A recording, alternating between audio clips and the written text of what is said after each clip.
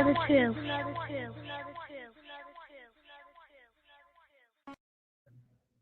Hey everybody, thanks for joining us tonight at Disrupt the Chaos. We have two really dope guests tonight, Loira Limbal, who is Senior Vice President for Programs at Firelight Media, but who also released her documentary Through the Night. I got a chance to watch it and it's phenomenal. And I can't wait to talk to her about that. And also, as she describes herself as an Afro-Dominican, Afro-Latino woman, some questions around that. And then we're going to have Kat Brooks from Oakland, longtime community organizer, radio host, ran for mayor of Oakland, and did really well in comparison to how much money her opponent, I think it's Mayor Libby Chef, spent, but it was a fantastic run. And I really was happy to see her run for office and to support it. So look, I want to get to Loira real quick, but technical issues seem to be happening. So I'm just going to talk a little bit about some of the news today. I've limited my time on news. I do an hour a day. I do 20 minutes at 4 different times. And I do sometimes watch Don Lemon. Not right now because I don't know what's going on. He's talking about black on black crime again and all this weird stuff. But as far as it's about mainstream media, I'm limiting it to 1 hour a day. And then I watch all my other media, listen to many of my friends who have podcasts. I think media consumption is so much right now, and that can be part of why people feel overwhelmed. But I did come across this article, and I think this kind of just concretely tells us what these corporations are doing, but the amount of wealth that's out there that never is redistributed. It should be it should be given to everybody. I know I can't say that word. There's some words I just can't say. I don't know why that's one of them. But the article is Amazon founder Jeff Bezos adds record $13 billion to net worth in one day. In one day, he got $13 billion added to his wealth. The majority of his personal wealth is tied into more than 57 million Amazon stock shares, which spiked 8% on Monday to a record $3,197 per share. The only reason I even know about the stock market is when I went to school, they had us do a whole class and like what it was to buy a share. Could you buy a share? What companies you should look out for in the future? So that is definitely a record thing. But can I just say, like, how can someone make $13 billion in one day? Because by exploiting people and exploiting his workers. While he says Black Lives Matter, exploiting Black workers and Latinx workers and all the workers for him, and all of them. So that's how you make $13 billion a day. And that's insane. And we really need to push more on us understanding systems of capitalism, because all of this is intertwined within capitalism. Because when you hear a lot of leaders and mayors and governors, Republican and Democrats, who are like, we need to get the country open. Yeah, you don't need to get the country open so poor workers, so an amount of half of African American Latino women who are single parents raising their kids, without their partner support. It's just a sick society.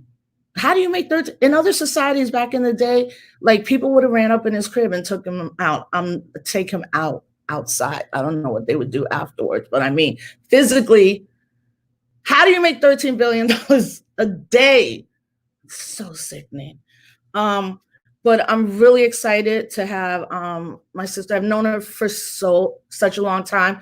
Plus, she's a dope ass DJ. You should all look at her past stuff around a party for Rosie Perez. And I mean, the thing is with Loira, let's bring her on, Tani. With Loira, I remember always being at a party, but she was always DJing the party somewhere. there were a couple of times at camaradas where we got to dance and all of that. So I'm so excited. Thank you, sis. Thanks for joining us. Let me give people a breakdown of who Loira is. She currently serves as the Senior Vice President for Programs at Firelight Media. She's an Afro-Latinx filmmaker and DJ interested in the creation of art that is nuanced, revelatory, and affirming for communities of color. She has worked at various community-based organizations, including the amazing Sister to Sister.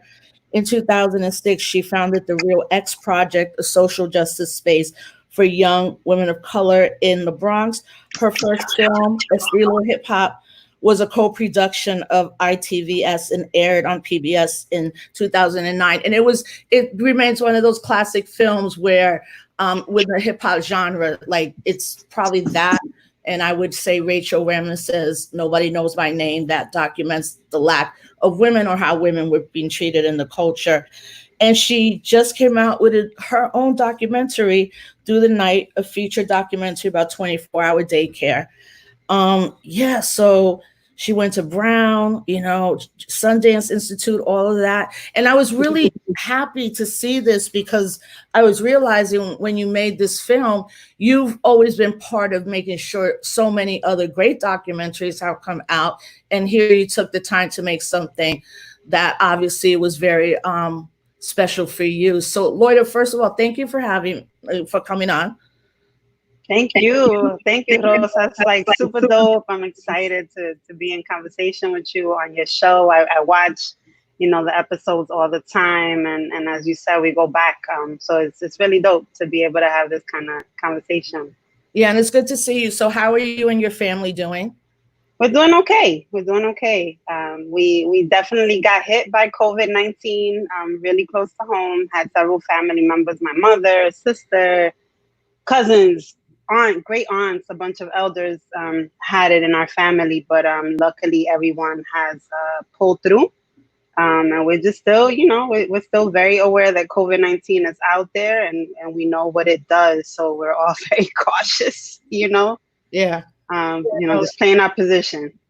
Yeah, I think that's right now, that's where we have to be, like, because there is this feeling. I was reading this article about not making people make you feel guilty for not going somewhere. Mm-hmm. And we have several friends in common, but one of them is Mari Nieves. And I text her every day. Am I crazy for not wanting to go out? And she's like, no, this is crazy. People are out here with no mask. No, you're not crazy for not wanting to go out. But it's the narrative you begin to build. Like, am I the only one doing this? And if I do, am I selfish? So those are kind of the things I know, like a lot of us have been struggling with. So, I mean, why did you make this film? Well, first, can you give people a synopsis of the documentary and why you decided to really be nuanced and very specific in how you made the documentary, but how you had like a lens on two specific elements that came together, two specific women who came together that really at the end, you're like, oh, I get it now. Like, I see what was, you were trying to show all the interconnections between women workers and daycare, especially when we don't realize there's night care, I guess, instead of daycare. I think that's what you bring out in the film, that when people are working night shifts, there's people taking care of the kids at night. Yeah, no, for sure. So, I mean, I like to say, like, I'm from the Bronx. I'm the oldest child of a single parent home. My mother raised us on her own. She worked as a home health aide and she worked the night shift. And I'm the oldest of four. So that meant that I, at a really early age, became a caregiver myself because my mom, struggled to find care because she used to work from 8 p.m. to 8 a.m. Did that for many years, raised us on that salary and those conditions, right?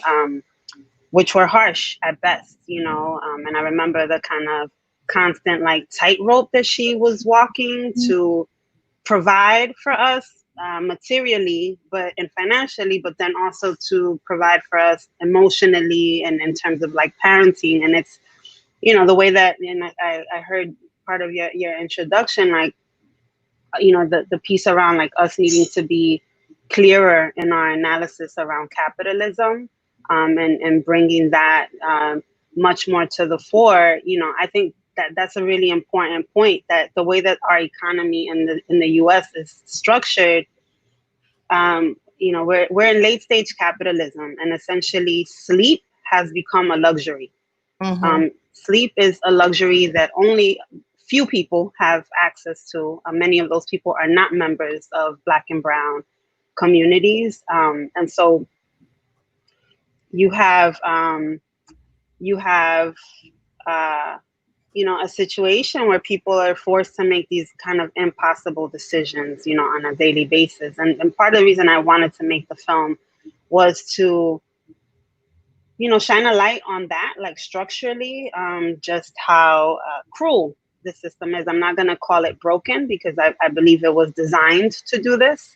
This is an exploitative, extractive, kind of like savage, extreme capitalist machinery that we are living under, which, and is killing us literally. But even when we are living, it's crushing us, right? Like our everyday, we're being crushed by these choices that we are presented with. And so, when I think about this conversation of like the economy, I feel like what happens is when we talk about the economy, we talk about white men, and we talk about like, white blue collar workers. We talk about the manufacturing industry and the loss of jobs, and like, the kind of like traditional union white male worker, right? Is the picture, right? The image, that's the narrative.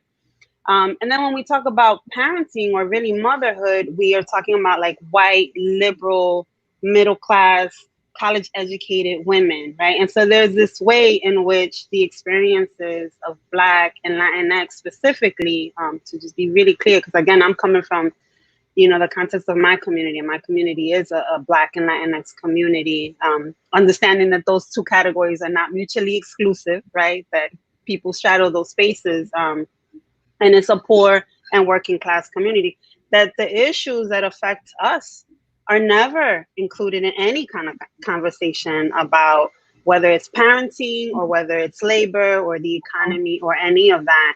And the irony in that is that as we're now seeing, lo and behold, the work that actually keeps a society going is done by who? It's actually done by the people that we continually erase in the conversation about work and in the conversation about labor. And so for me, it was wanting to make that point, right? Like that these women, their labor is essential. We now have this new language, due to COVID-19, around essential workers, but they've always been essential. And the problem lies with us in terms of whose labor and what kind of labor we value and don't value. And even in this moment where we understand that it's these women, right? Like Marisol in the film, she works at a supermarket. Shanona is a nurse. And Nunu, who cares for their children, is a caregiver who never closed her doors during COVID-19 because she was taking care of the children of essential workers, right? Many of whom are single mothers.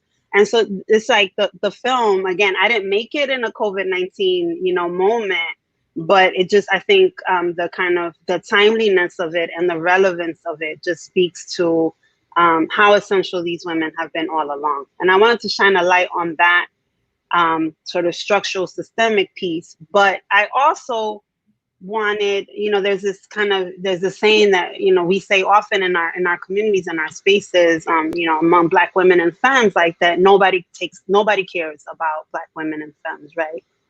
Nobody fights for us, nobody protects us, but that's not true. We do. Black women and femmes are always taking care of Black women and femmes, right? Like, and just this idea that we all we got, and that's, we need more, but it's also a lot, and wanting to celebrate that, and celebrate the really long history and tradition of solidarity in our communities, of mutual aid, right? Which is also like a buzzword due to the pandemic, but like straight up, that's how we've survived. And I think about that conversation that Angela Davis and Nikki Giovanni did for Girl Trek, a couple months ago. And there was a moment in which Angela Davis was asked about, like, Black women that have been left out of the canon, right? Like Black women leaders or activists that have been left out of the canon that she would like to lift up. And her response was like, I want to lift up like the washerwomen. I want to lift up the maids that actually like bankrolled the boycotts, that bankrolled the movement, that sustained and propelled the movement, whose names we will never know collectively. And just this idea that we are here as a people, that the campaign of genocide against us has not succeeded due to the Black radical imagination of Black women, of poor Black women, to be specific. Yeah.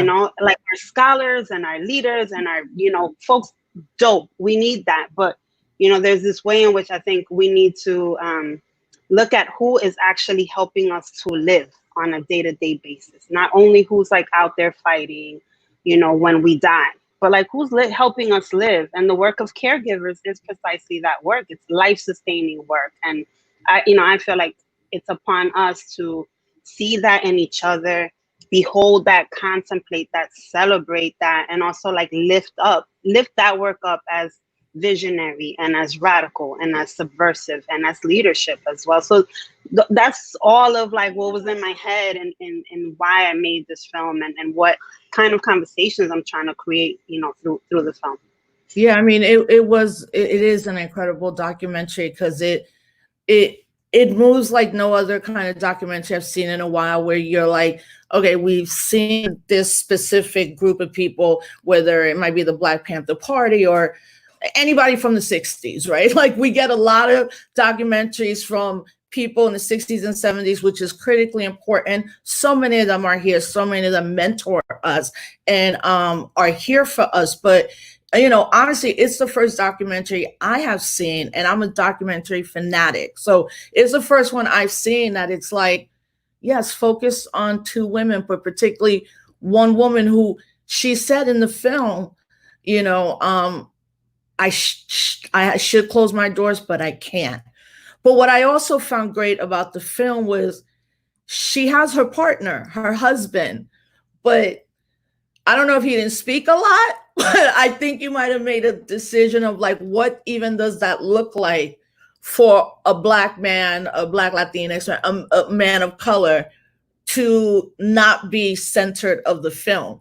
It's like, yeah, y'all are doing the daycare together, but there's still something about a sense of, I think, that people who care for other people's children have. There's one part with Marisol where you see her daughter, and the daughter says, I don't want to grow up worrying about bills and rent. And I don't know how old she was. I would say, what, 13 when you filmed her? She was 13. So we filmed over 4 years. So when we met her, she was 9. She grows up, kind of over the course of the time that we were with them. Yeah, so at 13, she says that, which means like how you knew something wasn't right, how a lot of people I know always knew something wasn't right, that somebody at 12 or 13 has to have this conversation about money, not really about capitalism, but that she's like, I don't want to grow up and have to worry about paying bills. I want to stay a kid. Yeah. So yeah, go ahead.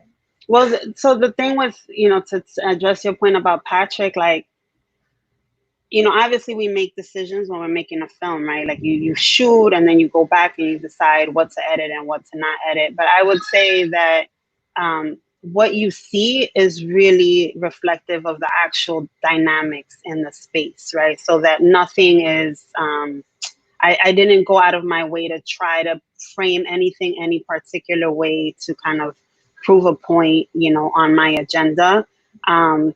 Patrick himself says like all the time that that she's Batman and he's Robin. He understands that she is a visionary, that he has chosen to be in a relationship with a visionary woman who is very clear of like what her purpose is on this earth. And clearly she's found her calling. She's been doing this work for 25 years. And it's work that I should say, for folks that might be with us that are not parents, the folks who help you take care of your children and who help you in many ways raise them, they do a lot more than babysit Right. right? Like it's not the idea that you have like some sitcoms of like a teenage kid watching your child while you're on date night or whatever, right? Like, so even that, like, our ideas of what's represented in the media, you know, around this is so limited and so kind of distorted.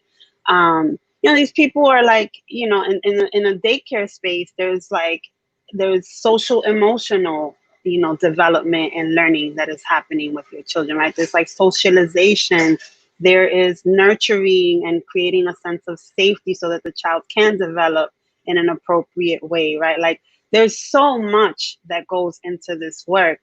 And in the case of Nunu, I really see there's her and Patrick's space as somewhat of a model of like what self-determination like looks like, right? Like, what does it look like for us to care for all the different kinds of needs that we have? Because there's situations where, like, Nunu, for example, will have a parent that comes in and their child is in school, right? And the parent is having an issue with the teacher, and the parent does not feel comfortable addressing the issue. Luna will go down to the school with this parent to advocate for the child. Because Luna's like, that's my child. Like, that child's part of our family, it's part of our community, right? Like, you know, right now with COVID-19, there's so many families facing instability of so many different sorts. You know, the last time I called Nunu, she was like on another line talking to a mom whose landlord is threatening eviction, you know, and I could overhear Nunu telling her, they can't do that, they can't do this. These are the rules. If we have to call, we can call such and such, you know, right? Like, there's this way in which she's providing, and they are providing, not just her, but her husband, her children who are part of this daycare center. They are providing for the needs, and not the material needs, but oftentimes the emotional and psychological needs of our community. And they're like figuring that out on their own, because it's not like they're well resourced. It's not like the state, you know, sets up home-based daycares, Yeah. you know, with much of anything. And you know, and frankly, like, our nonprofits, our philanthropic sector, our movements, nobody really centers this work, Yeah. you know, that they're doing. It's this like vital, critical, but unseen work that in my head, I'm like, yo, these are the people we need to learn from. These are the people that are holding our communities down Yeah. on a day-to-day basis. So when we talk about self-determination, yes, let's read books, but let's also refer to the lived experience and the knowledge, right, of like so many people in our communities.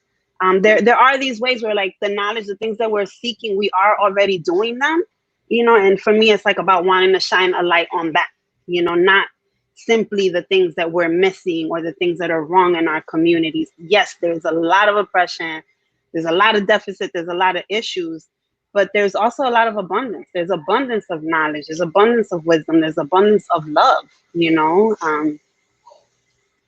Yeah. I mean, that's what you get. I think also that the title Through the Night shines a light on that there are people who take care of children throughout the entire night, as opposed to how we've learned about childcare. It's like 9 to 5. And you're like, no, but what happens from 7 p.m. to 7 a.m. for our nurses? Yeah. Caribbean women. But you know, I love the fact too that she has a garden. You know, I love the part that she one day tells the kids, like, everybody stop. That's not how you talk to each other. Let's all, how do we address each other? How do we love each other? We're a family, we're a community. Because I would not to assume, but I think most of us at one time who've had to access childcare, you're always like, how do I even know this person? Like, am I just leaving my kid with somebody I don't know? And usually, yeah, that's the case, because the government, at least in New York State, doesn't even fund daycare well, but they also have a list. And you have to go through all this stuff to get on the list. And then you figure out, like, well, who in the community knows who's really dope? And I think that's who Nuno is. Like, probably everybody in the community is like, no, this is where, if you can get your baby here, you can get your baby there. You know, I want to show the trailer. So there's a little buffering happening, everybody. Just bear with us. It is what it is in this time period. But Yeah. I want to show everybody the trailer. It's crazy. Okay, cool. Yeah.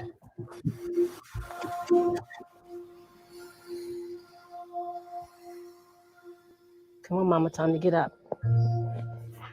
Morning, baby. Come on. All right. Noah. Time to get up, Noah. I've been doing this for 22 years. I have all different types of families in my daycare. I have some that comes in at 6 o'clock in the morning that works to 8:30 at night. I have some that comes from 3:30 to 12:30 at night. I have some that comes in overnight. I see a lot of parents come in and break down. They don't want to do this, but they need to go out and work and pay their bills and take care of their family. All right, I'll see you later. All right, baby, have a good day. Be careful. This is the way the world is set up at this point. I work on the night shift in a pediatric emergency room from 7 p.m. to 7:30 a.m. I never really thought of overnight childcare till I had to use it. What?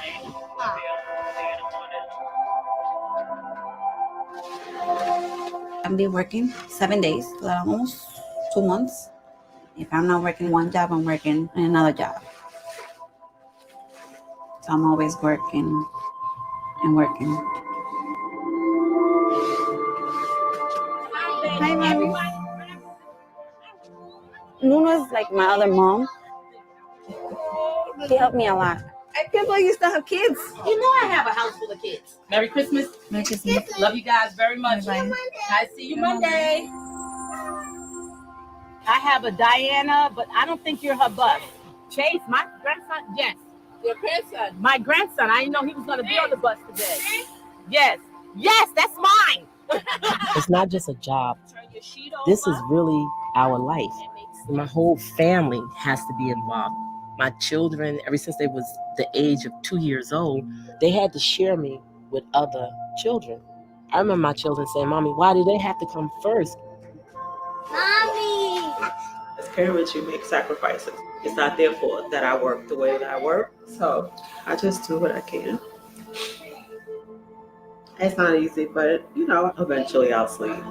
Do we love each other? Yeah. I didn't hear you. Yeah. Do we love each other? Yeah.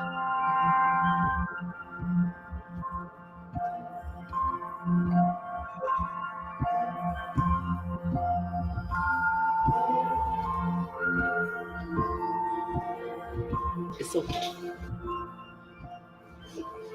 I'm a daycare provider, so I'm constantly picking up babies. Then you have to be careful. If you continue to have numbness, you need surgery. Uh-oh.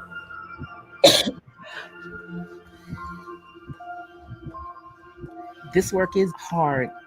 I don't want to stop doing what I'm doing because I feel like if I lay down, I'm so tired I might not get back up.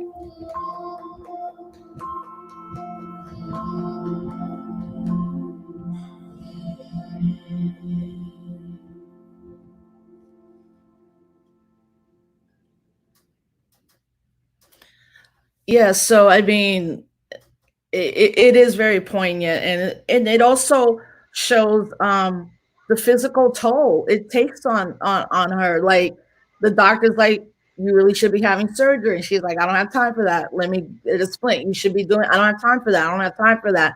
And within the film, you do see how it's also physical labor, and I think there's something that people think about babies like they're mad easy to take care of, and you're like, I'm trying to keep a human alive. It is not easy. Like they are faster than you. They are gonna like one moment be happy and then the next moment throw a tantrum.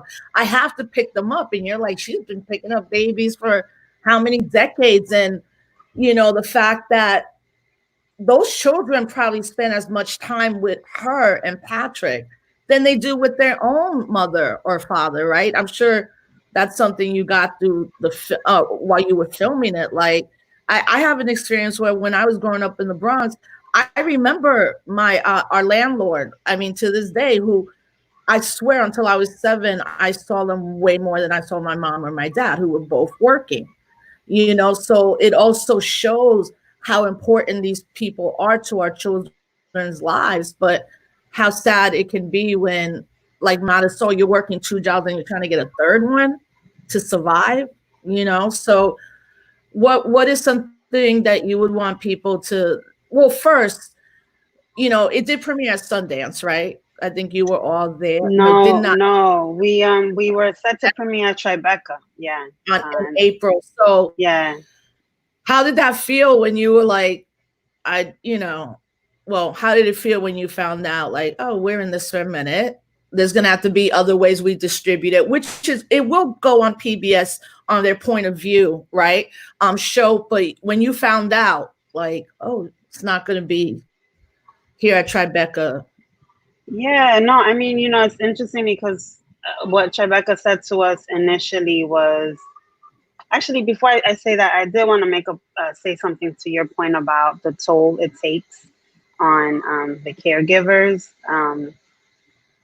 Because I think a lot about, like, we basically have our expectation of caregivers is that they sacrifice themselves in order to care for others. And we are really comfortable with that because who does this work by and large? Again, is Black and brown women, right? So who we view as disposable and who we only ultimately value, and in relation to what can they do for you or what can they do for others. It's like our only value is our labor. And something that kind of became really crystallized for me was that when my mother, like I said at the top, my mother worked as a home health aide for years and years and years. So she was caring for the elderly and the sick, right? So she was a caregiver.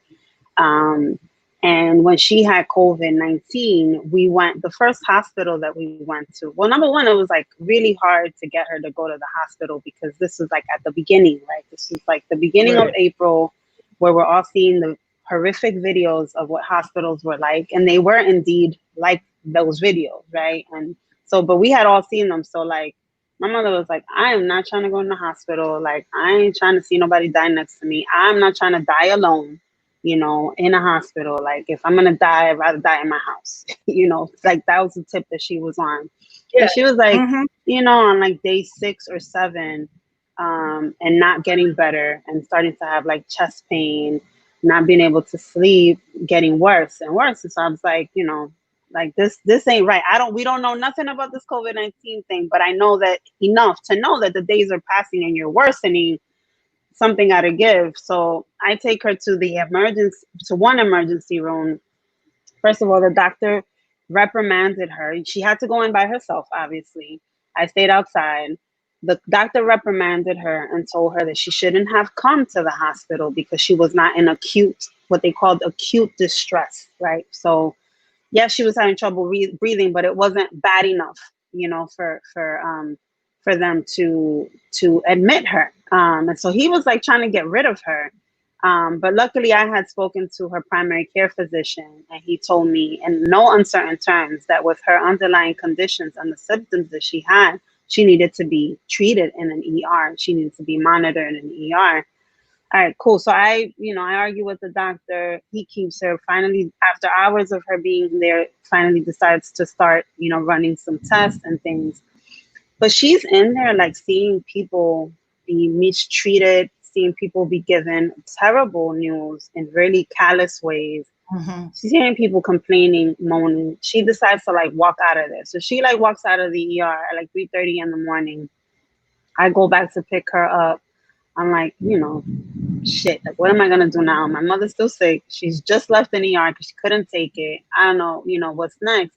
But she turned to me and she said, this country uses you and then disposes of you like you're garbage. Yeah. And this was like, this is my 60-something-year-old Dominican mother who does not speak English, for whom the word capitalism is not in her normal vocabulary. Right. But she described it, to the T. And that was her experience. The reason that she has all the underlying conditions that she has is because home health aides are underpaid, don't have health insurance, and are overworked, right? So then you live a life where you develop everything: diabetes, high blood pressure, high cholesterol, this, that, the third, the fourth, the fifth, the sixth. Then comes along COVID-19 and you're the perfect target. And for me, I think about like our essential workers today and what they're being exposed to. They're going to be my mother when they're 65. right? That there's this cycle. If they get there, there's a cycle where like the people who take care of those that we say we love the most, our children, our elders, our sick, we could care less about them. You know, it's like so sick and perverted and twisted, and it's unacceptable, you know? Yeah, I mean, I refer to this article that someone wrote a couple months into this that was like, I'm not essential, I'm sacrificial. Yeah. You know, and yeah, that's what it is. And I consistently been talking about like the experience my husband has had, but we ordered the PPE in time. Like we knew it was coming. So my sister had told me, and my husband is very like OCD on cleanliness and anything anyway, but just like, yeah, they're not, now they're essential, but really they're sacrificial because we've seen how many workers have died, you know, because of exposure or long being in a hospital. So definitely want you to tell folks how they're going to be able to see the movie, but and we got Kat, I'm going to hold you over for a couple of minutes because Loira, I would be remiss if I didn't ask you, this narrative that I hate so much right now, girl, like that all of a sudden Dominicans are like the most anti-Black people ever. You got me. That Puerto Ricans don't know our history and we're colonized people. Yeah, like, but I bring that up because been always very clear who you are, an Afro-Dominican woman. But what would you suggest to people in the movement? Because it doesn't bother me when someone on the streets is like, y'all know how Puerto Ricans are. They don't really know that where they come from. And you could be like, well, I can get with you in a conversation on the corner and we're going to have like a really lively discussion and learn from each other. But like this movement language around this all of a sudden we're the most anti-Black. It's just so lazy and reductive. What would you tell people about that? Like, yeah, so you've been writing a lot on it, and me too, because it's just too much sometimes. It's too much. Yeah, I love this question, and this is something that is, been central to my life, all along. I would say a couple things.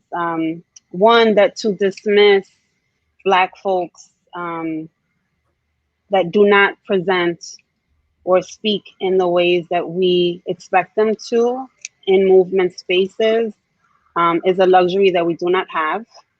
And it's essentially conceding to the agenda of white supremacy that we are indeed disposable, and that we can afford to dismiss each other so easily, is one point. I don't believe we have that luxury. So I'm in it, and I'm in it to do the work. And yes, it's true. I mean, I won't even talk about, Puerto Ricans. I'll speak specifically about Dominicans. The DR is a really specific case, and when you think about an overwhelmingly Black, island, the population in DR is overwhelmingly Black. We're not ambiguous, vague looking, Latinos. Like, we are Black, even if you light skinned, you look like me, right? Like your hair is like mine or whatever, right? So we are not ambiguous. And yet, by and large, many of us do, the common phrase, like, I'm not Black, I'm Dominican, right? And that has a really specific history that was developed, in relationship to, this is the other one. This is thing two. It's all good.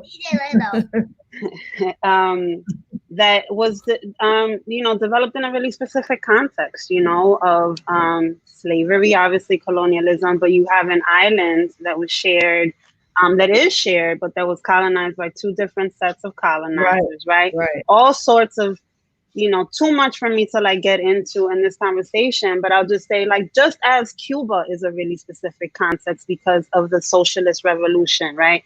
Just as Puerto Rico is a really specific context because of the, colonial relationship with the United States.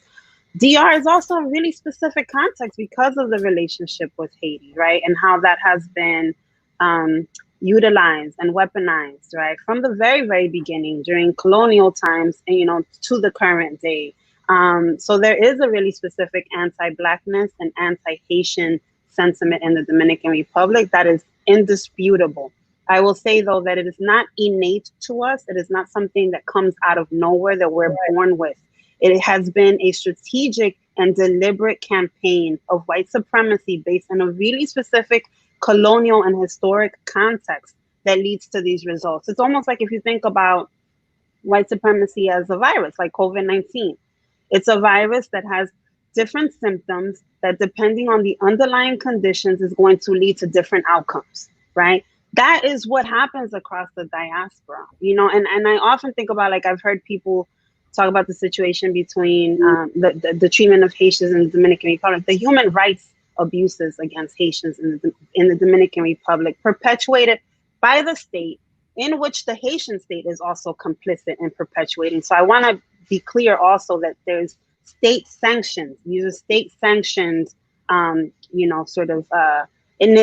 initiatives, but, campaigns that are like consistent. A lot of times people talk about Trujillo and what he represented and his whitewashing and the genocide, of Haitians and of dark-skinned Black Dominicans as well during his rule. But people often forget that when Trujillo was killed, the person that took over for him was Balaguer.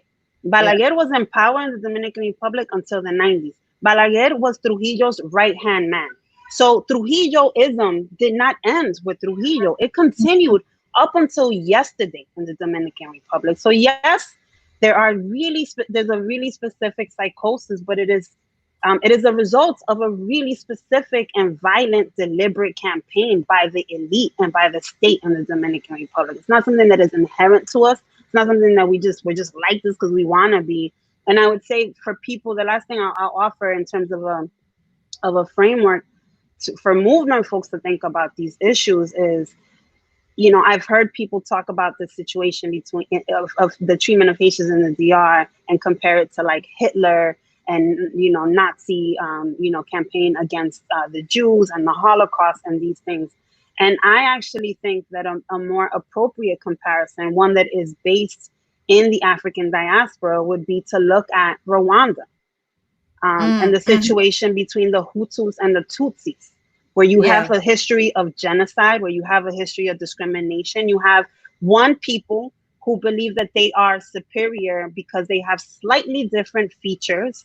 And the colonial powers determined that this one people would be superior and gave them advantages and preferential treatment, right? And set the stage for this division that then led to the bloodshed that we all know. And so I feel like, and if we look across the diaspora, there's many examples of a similar type of history. The DR and Haiti we're not the only ones. And so again, because I don't believe we have the luxury of dismissing us, we have to get precise in our analysis, and place the analysis within the African diaspora. White supremacy is a virus. It has infected all of us. And the manifestation of that looks different from country to country and island to island, And city to city, block to block, Facts. Well, first, I got to get this roundtable going with a bunch of us around identity, racialization, but ultimately decolonization of the mind. So thank you so much for all your time, Loira. First, everybody follow Loira at DJ Lalo. She's on Instagram, Facebook, Twitter. When will the documentary come out so people could watch it? Yeah, so we are doing the circuit in terms of like festivals and conferences, and trying to also start doing community screenings with partner organizations that might be working on these issues. So anyone that's interested in like organizing a community screening, you can reach out to us through our website, which is just throughthenightfilm.com. And request a screening. And, we just would want to be in that conversation with you, since there is so much happening around childcare, leading up into the return to school and leading up into the election. So we want to make sure that the film is a tool in the hands of movement leaders working on these issues. So please reach out if that's of interest. And then in terms of just watching the film, we're screening it as part of the Allied Media Conference on Saturday. And I believe you have to register in order to watch the film. And then we're also going to be screening at the Black Star Film Festival, which is one of my all-time favorite film festivals, in the end of August. And you can get tickets. The structure this year is super dope.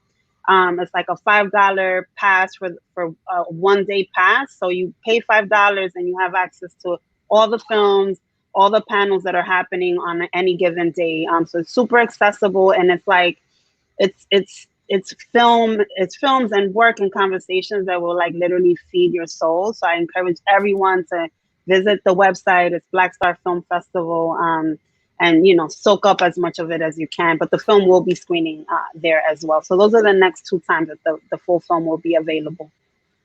Well, Loida, I know how busy you are, also getting a lot of people's documentaries off the ground, and I'm just glad that you and your family are safe and healthy and recovery. And I really, really thank you for this time. But I am going to be calling you, reaching out pretty soon, so we could have a very robust discussion on how we don't feed the agenda of white supremacy in any way. So thank you so much. And thank you for letting me watch the film ahead of time. And it is poignant. It is beautiful. It is uplifting, just as you are.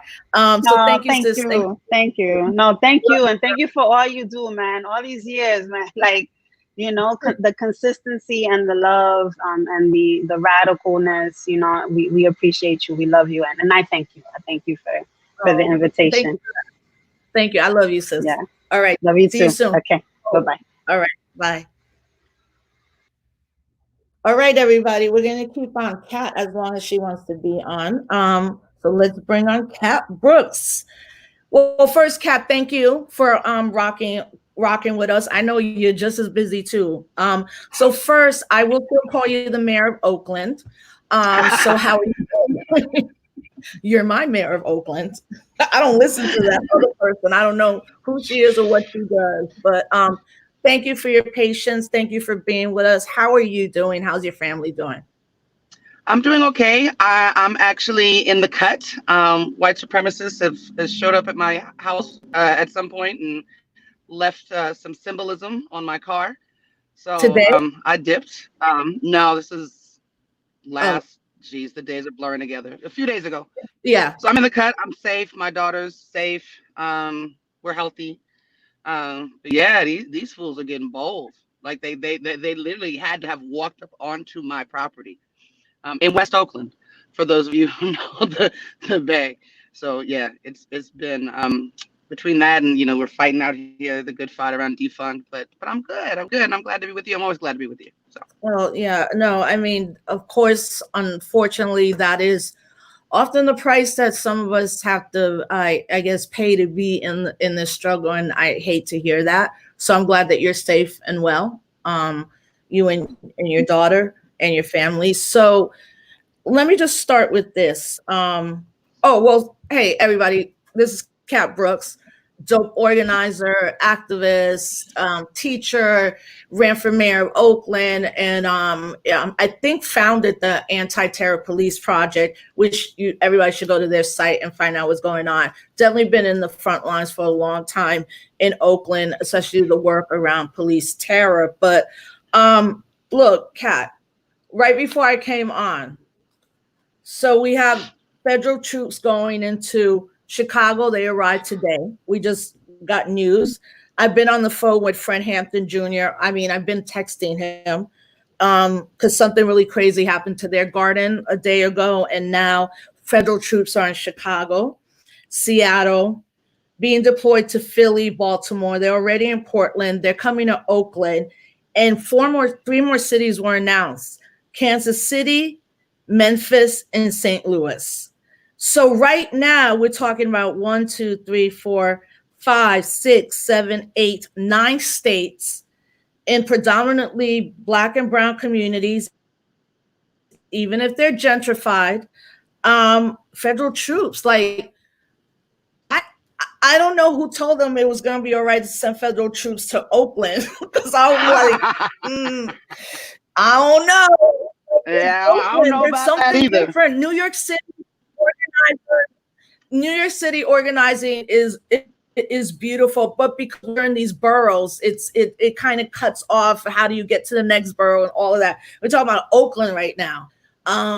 what's the word on the ground from what you're hearing about this, and what's the mayor saying, if anything? Well, no. So, I mean, so on the ground, of course, among the organizers and activists in the street, we're like, you're not coming here, right? Like, just it's not going to happen. In terms of what tactics or strategies are being planned, I'll keep that in the cut. The mayor, one of her tactics for like continuing to appear like a progressive is that she stands up to Trump. So even though she facilitated an ICE raid in West Oakland, then 2 days later she was talking about standing up to Trump, right, around deportation of immigrants in this country. And so she's doing the same thing.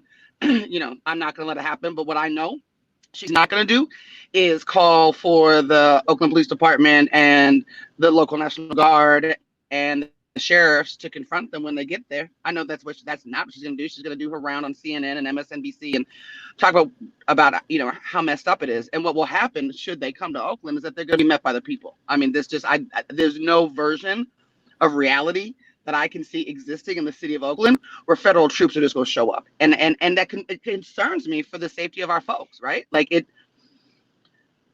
you're hearing about protesters being snatched and grabbed and, taken God knows where. And so I love the Bay because we stand hard and we rock hard and we stand firm, and folks in the Bay aren't afraid to go toe to toe with law enforcement.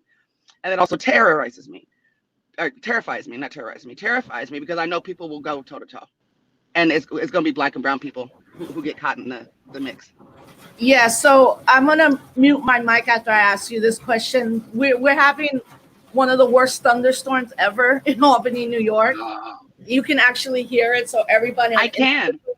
That's how. Yeah, it's gonna be bad tonight, they say. So I will mute my mic and ask you another question.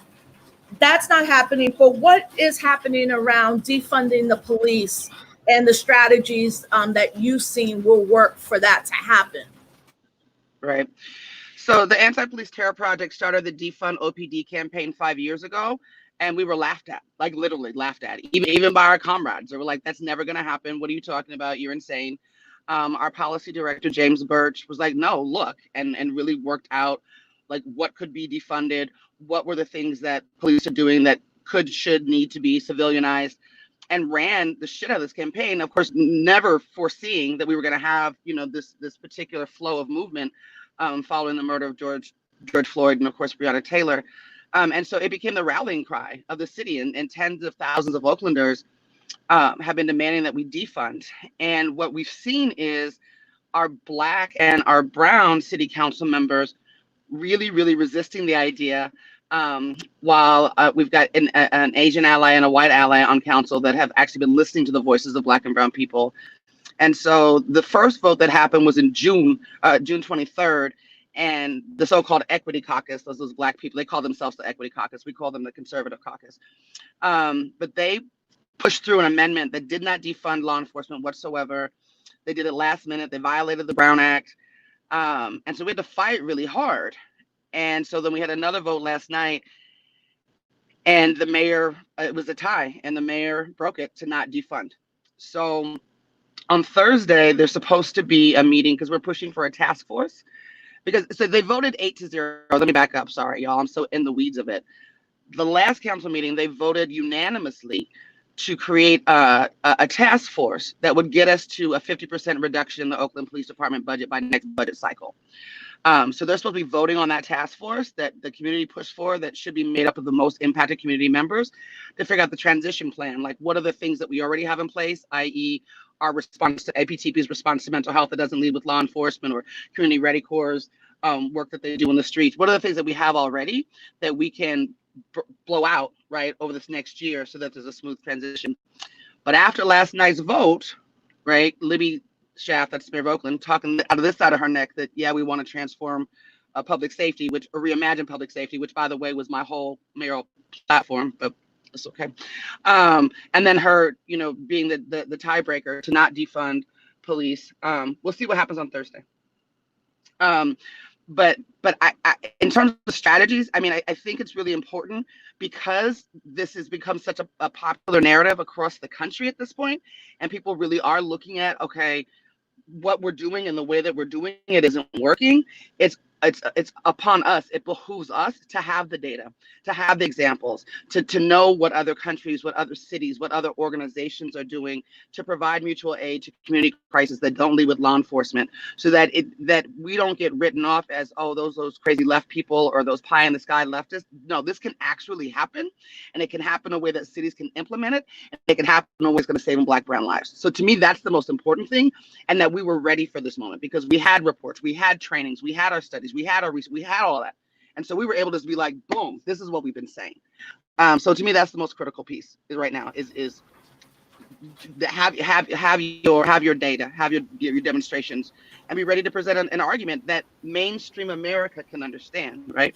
Yeah, and I think you being very nuanced and specific and getting in the weeds is really important, because today I just read that Minneapolis Public Schools wants to contract with private security guards, right? So they're like, yes, we'll take the police out, but then we'll give the contract to private security guards, which it would be worse because private security guards are a private corporation. They don't have to adhere to any disclosure. I mean, if anything, if you're within the police force and your security, like in New York City public schools, everything you do will be scrutinized, even if you get away with it.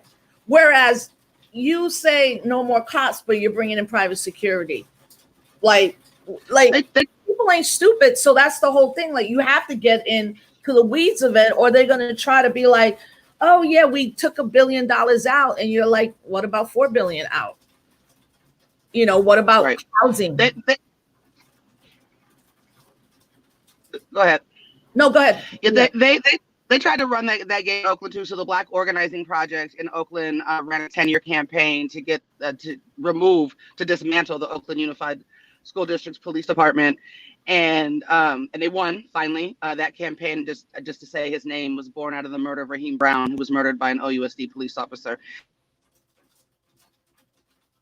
It's their own police department. It's separate from Oakland Police Department.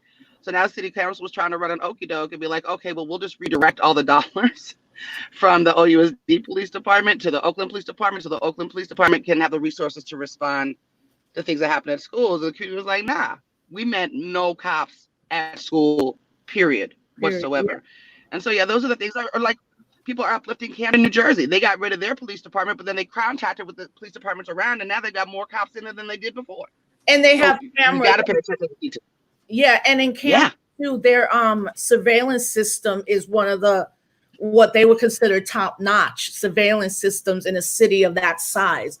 Where Oakland or New York City and the boroughs are so much bigger, and there's still surveillance cameras. But around what's happening right now, I mean, the COVID cases are spiking in the state of California, not as much in Oakland, but definitely a lot in LA. What are you hearing about schools being reopened, or what are you hearing from teachers?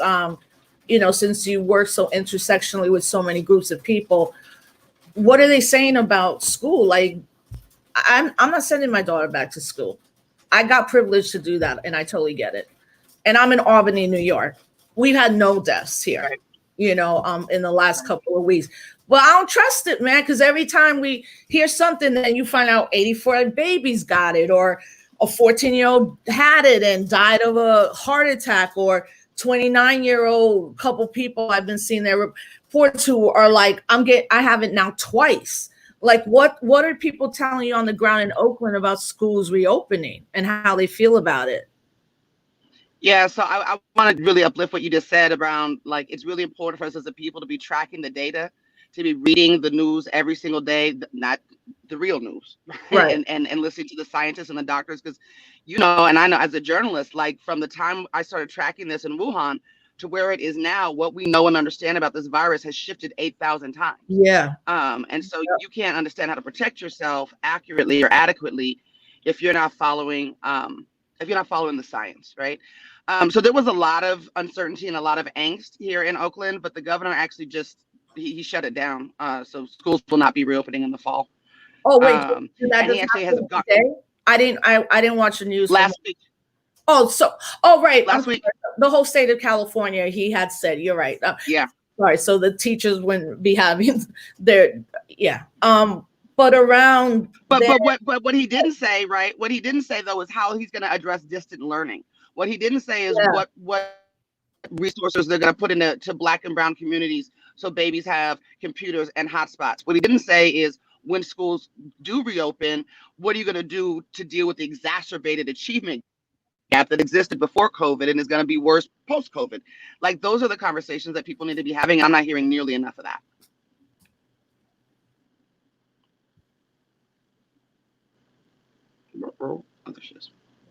Yeah. So in terms of when you decided to run for mayor, you know, I mean, the reality is you came a lot closer to shaking that whole city hall up comparison to the monies that was spent. When you look at the campaign financing, I also think it was critical, you know, and as someone who ran when everybody said we were crazy, I think it was important that you ran for mayor and the kind of support that you got. What do you think is going to happen this election? Like, I have many things I think will happen, but I'm curious to know, what do you think is going to happen in November? You know, last time, 2016, when we were at this point, Rosa, I was really clear that Donald Trump was going to be our next president. I was really clear that between the white lash to Obama being in the White House and the white lash to Black Lives Matter was going to push white folks out in droves, right? Trying to get their country back. And Trump was a platform for them to do that.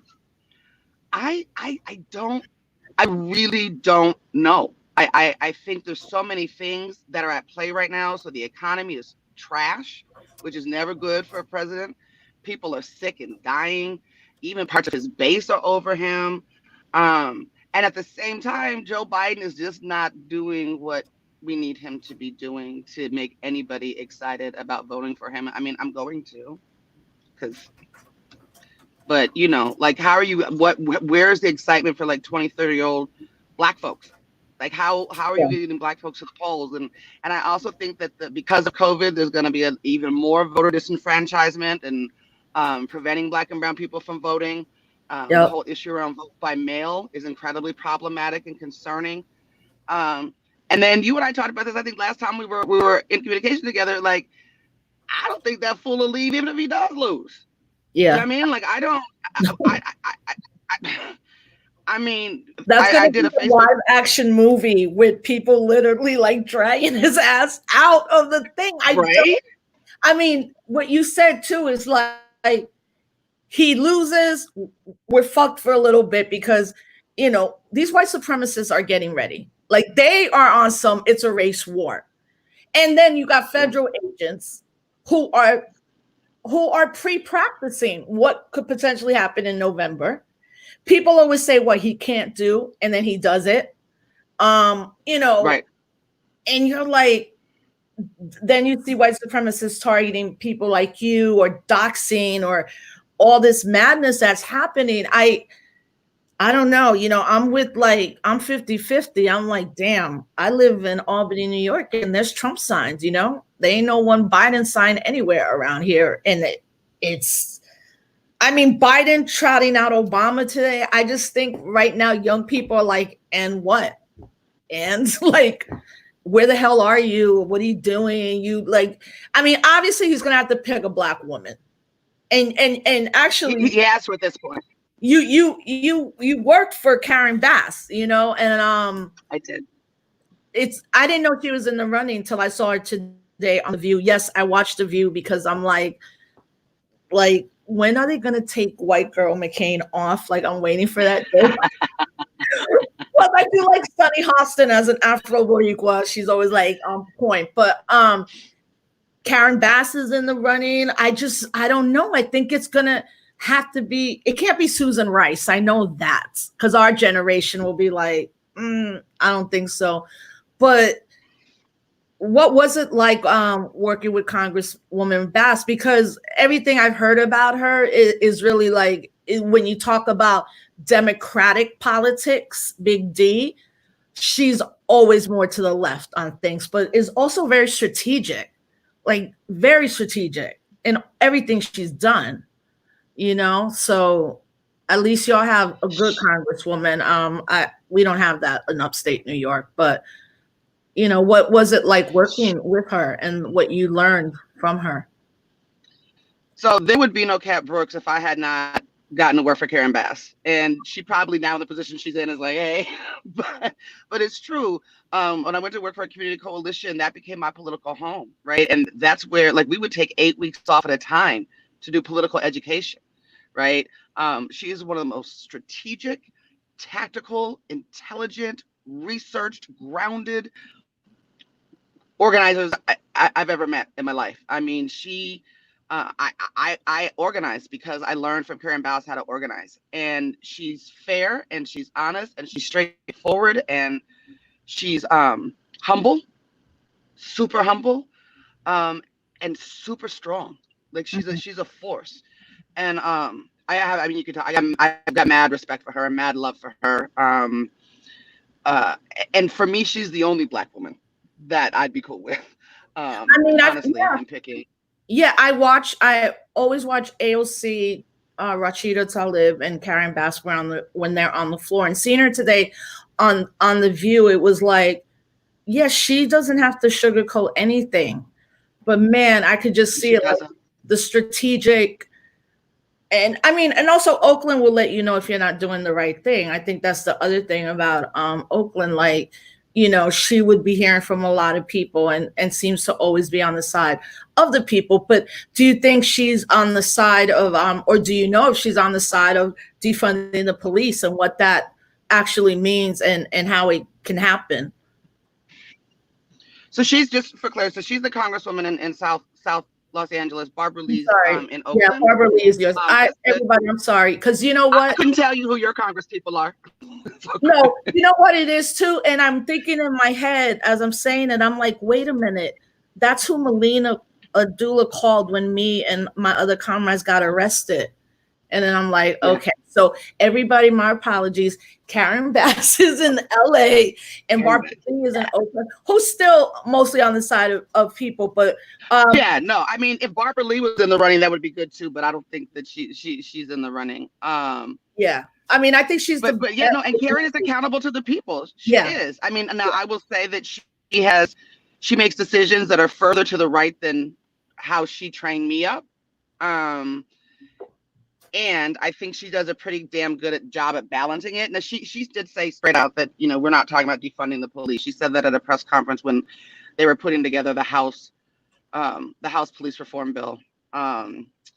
So she definitely, there's times where I'm like, and, you know, once you're inside of that machine. Yeah, it's, I mean, there's one thing about being elected. There's a whole nother different thing about governing. And once I learned that, I knew I would never, ever, ever run for office again. I don't have the fortitude for that, like at this point in my life, you know. I'm glad to see some progressive people running. I don't think that means they're going to upend, you know, a lot at this moment. All we can know is what happens in November and how everybody operates after November in terms of, like, you know, are young people in general going to feel any elected official? My thought is not at all. I think younger people are like, I don't care if you got a red, black, and green flag in your office and a picture of Malcolm. I'm done. I've had some of my cousins who live in the Bronx and AOC's district who are like, yeah, I stood in line and voted for her, and I'll do that. But I don't believe in none of y'all, you know. But a lot of your work, Kat, has been focused too. Like, one of the things you've done for a while, or part of your work, is that you talk about you're with the families. You know, you surround the families. You know, sometimes for the most part, a family becomes active because the situation that has happened to them. Why has that been important in your organizing work with bringing in the families? And what do you do when you're like, well, we should probably be asking for this, and the family might be like, well, no, we don't want that. You know, how do you navigate that situation? Yeah, it's really a balancing act. I mean, the work with the families started really because of the experience with Oscar Grant. And I talked to Mama Wanda, his mom, about this often. And it's part of why APTP was formed, Anti-Police Terror Project was formed, was that we had this realization that like these families were thrust into this, and then well-meaning people like me just slap their loved one's face on a stick and then take to the streets with thousands of people without ever having a conversation with them. So Wanda was grieving, and Oscar became the poster child for the fight against police terror. And so that caused us to ask ourselves, like, okay, what do families go, like, what is this walk? Because for most people, like, you see someone's face maybe a week, maybe two. Like, normally it's not the George Floyd or the Mike Brown moments, right? You see a face 1 or 2 weeks. And then it's off the TV, it's off social media, on to the next. But this is like a 3, 4, 5 year, at least the legal part, right? Protracted process for the families. And of course, it's a lifetime of pain. And so our first committee, really our first responders committee, was around taking care of the families, like supporting their mental health, their emotional health, getting pro bono legal support, doing communications, extensive communications. So they stopped, at least in the Bay Area. It used to be, the deal. A suspect was killed on the corner of 14th and Adeline. Police think he blah, blah, blah, blah. And we're like, no, his name was Alex. His favorite color was blue. He's a father, right? And it's to humanize it, because if you continue to humanize these people, A, you're hurting the family, but then B, it's hard. We can't move the public debate around what happened, right? And then public be like, oh, well, he deserved it. So there's that. And then like we say oftentimes in the movement, right, that those of us that are closest to the pain are closest to the solution. And I really deeply believe that. And so we've worked really hard to try to, if they want, not at the beginning, right? The beginning is never the time to try to politicize anybody. Yeah. And like, real talk, we have families that like fresh off of, fresh dealing with the horror, still talking about that they love the police. And we just shut up, right? We just shut up, because if they stay around, then slowly we try to develop people. And APTP specifically has always said, we don't organize families, we organize the people. We support families, but we don't organize families. We organize the people. And that keeps us out of some of that. I mean, if a family member has a really big thing about it, I mean, like we had a falling out with the family actually not that long ago, because they were doing a panel with a cop. And one of our folks said something about it on Facebook, and they shouldn't have done that. We had to deal with that. But the family was like, we want to work with cops. I'm like, that's your right. That's your option. We never tell a family what to do. But because they couldn't understand why we don't see police as the pathway to liberation, right? They stopped fucking with us, and we had to let them stop fucking with us. What concerns me and bothers me about when I hear people say they're family led is that most of the time that's not true. Most of the time that means that you trot out your family member when you need them to speak at a press conference. You trot them out to tell their story over and over again, which is incredibly traumatic, to get a piece of policy passed. You know what I mean? Like but nobody is really developing them into leadership.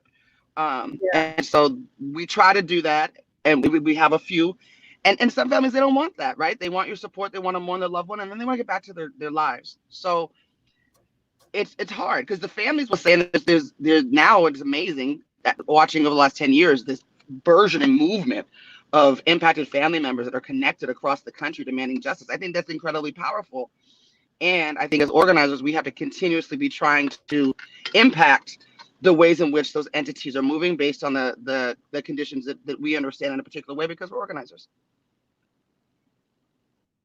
Yeah, it's a very delicate balance. And my experience has been that you're there for the families, but because it is a protracted struggle, as you say, I mean, I don't think people fully understand the trajectory of what it means to be with a family from day one to 6 years later. So we lost Kat.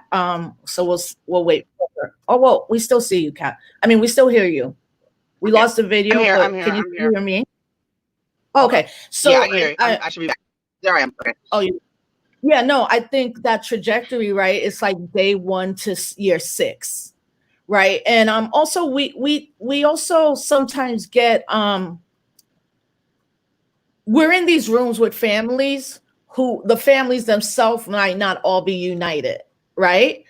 Depending on the age of the family member, depending on proximity, you end up dealing with normal family dynamics, like The older sister's telling the younger one, don't say that. And the younger one is like, I'm gonna do whatever I want for my uncle or my father, whatever. And then we're in there.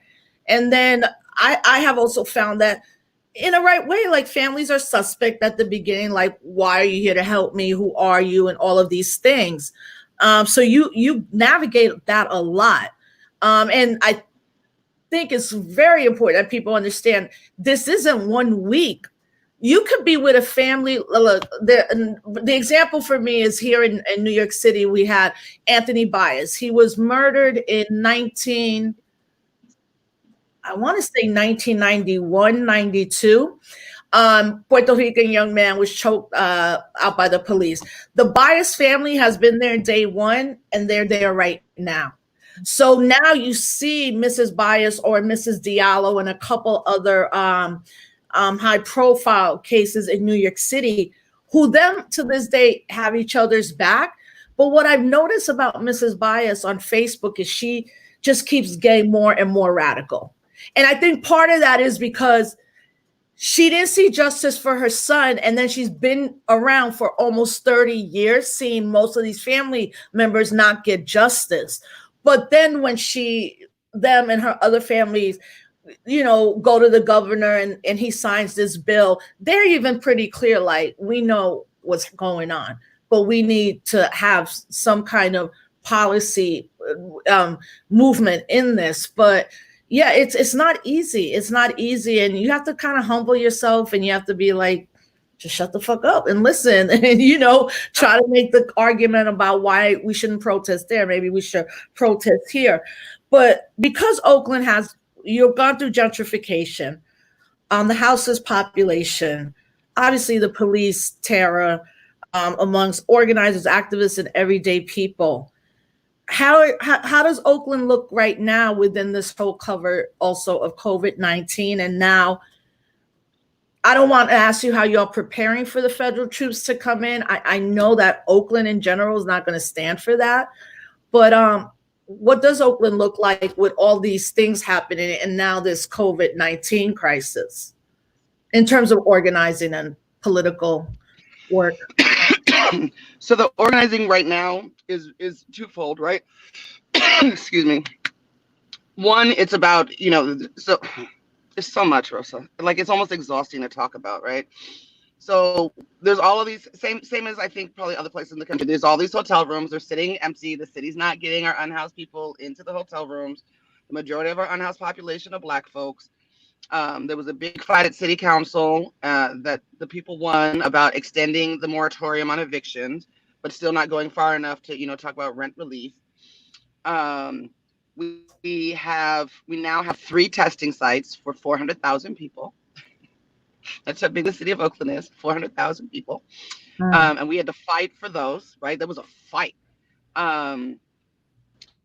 So it's interesting. And you see it's community groups. It's community groups like Community Ready Corps that are getting masks and sanitizer and all that kind of stuff to the people. It's not the city.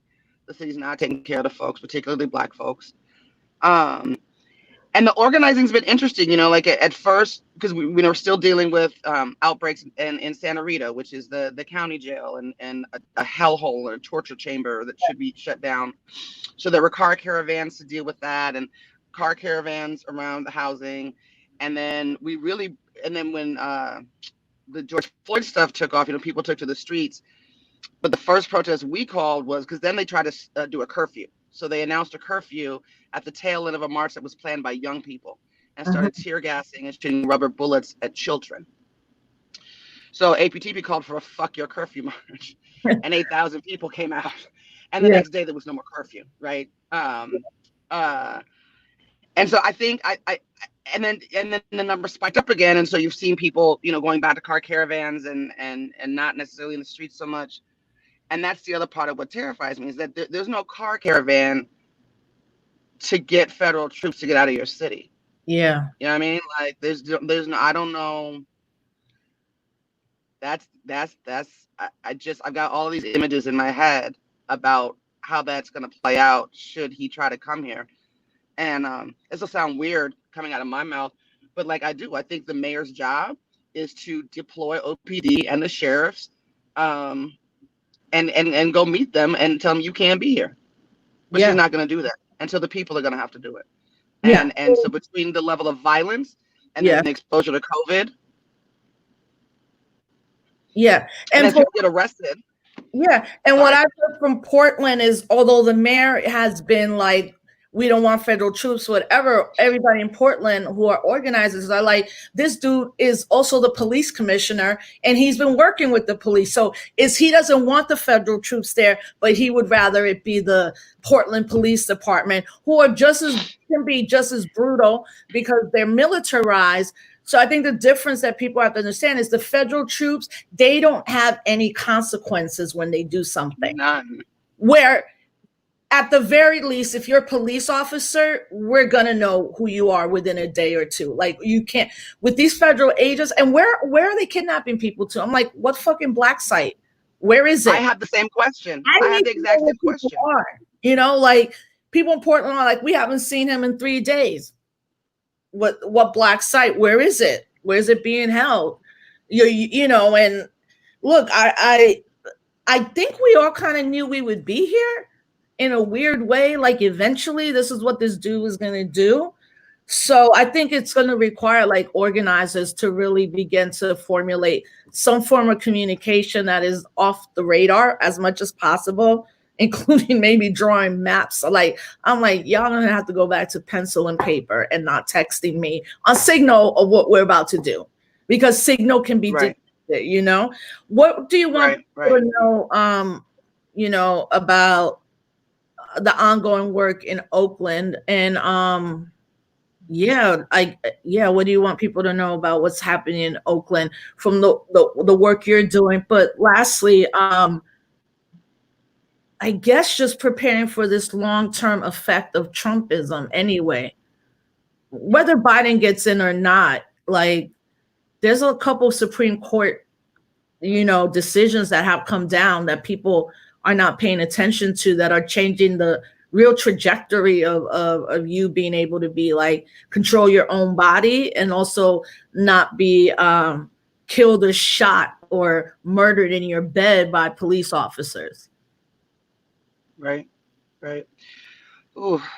So in terms of Oakland, I mean, I you know, I'm gonna pop my collar a little bit. I think folks should watch the defund movement that's happening there, particularly if we get this task force passed. I mean, all of them have said that they're committed to defund by 50% by next budget cycle.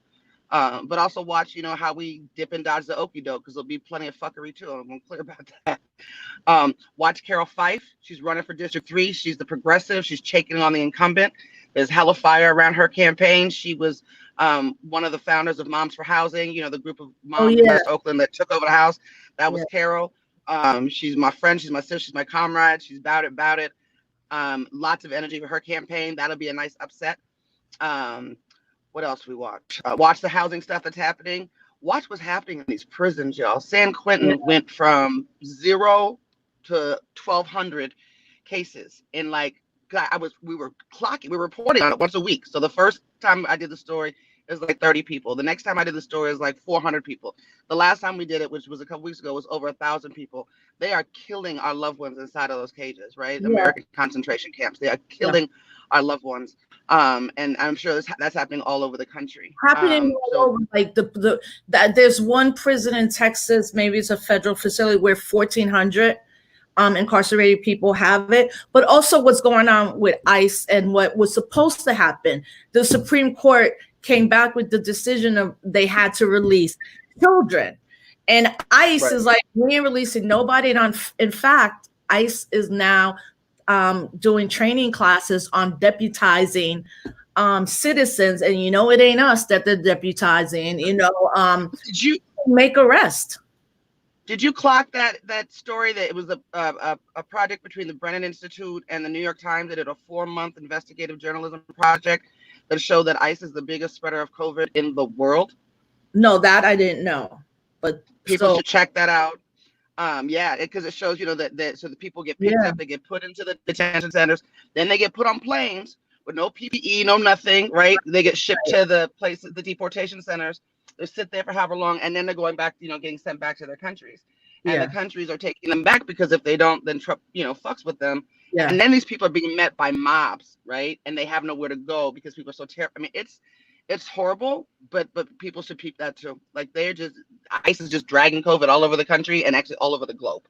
That makes sense. Like you saying that, I'm like, of course, that they would be the super spreaders of all of this, Right. So Pat, first, thank you for your patience. And I know you had to also go somewhere to get Wi-Fi because, I think everybody's experiencing we're all online and everything in America is like infrastructurally just fucking old. Like, why are we on 2G and not 5G and whatever people's conspiracies around that? But I'm glad that you're safe, and I have mad love and so much respect for the work that you have done and continue to do.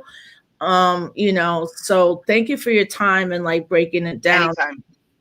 Anytime. I love talking to you. You're one of my sheroes. Well, I love talking to you, as well. And I think it is critically important that we uplift people that are doing, especially sisters that are doing just incredible work, but very consistent and a whole bunch of, or as you always say in Oakland, hella integrity. So thank you so much. And where people can follow you, I know Instagram, Twitter, Facebook, Kat Brooks, and also the antipoliceterrorproject.org. So check out Kat and her comrades' work. And thank you so much for being with us, sis. Stay safe. Thank you. You too. Good luck with that storm. Yeah. Thank you. Hey, everybody. Thank you for rocking with us. We definitely went over. I guess we could call this a double header. So we want to end tonight with our political prisoner of war that is incarcerated. And today it's Ed Poindexter. Edward Poindexter was convicted and sentenced to life in prison in 1971 for the murder of Omaha police officer Larry Menard. Menard died when a suitcase dynamite bomb exploded in a vacant house in North Omaha on August 1970. Poindexter and Mondu were suspects before there was any evidence because they were leaders of the National Committee to Combat Fascism, an offshoot of the Black Panther Party.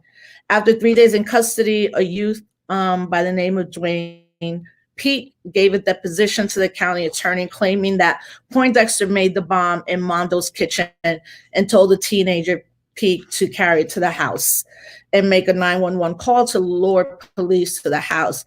After the convictions of Poindexter and Mondo, Peake was charged with juvenile delinquency and sent to Montana to serve his sentence. Evidence that Poindexter's clothing had been tampered with by police, as well as a 911 call that did not match the voices of the youth. Ed has diabetes. He underwent triple bypass heart surgery in 2016. After several falls, he chooses to use a wheelchair. He has a cataract that makes it impossible for him to read. So if you'd like to write to him a letter, it must be 18-point or larger font.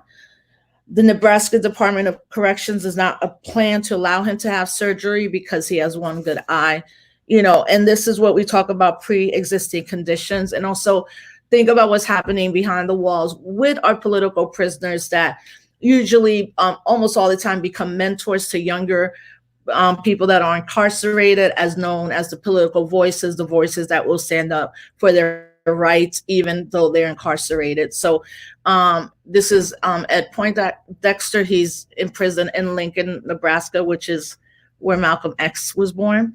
So, shout him out, write him a letter, talk about him. As they say, we have to free them all, leave no comrade behind. So thanks everybody for joining us. It was definitely a double header. I'm really glad that both Loira and Kat were able to join us and representing like a broad array of who we are as a people and movement and struggle. So, stay safe, stay healthy, stay up. Tomorrow we're going to have Jay Jordan, formerly incarcerated, who has created an amazing organization in California around incarcerated people and happens to be the husband to Carmen Perez, one of our Women March founders, and they're just an incredible team together. And I'm going to try to get on a special guest. I got to make sure that he gets on in time tomorrow, but I think we're going to make it happen. So thank you. Stay safe, stay up, stay healthy. We'll see you in the whirlwind, and catch us tomorrow at 7 o'clock Eastern time, 4 p.m. Pacific time. Thanks for rocking with us.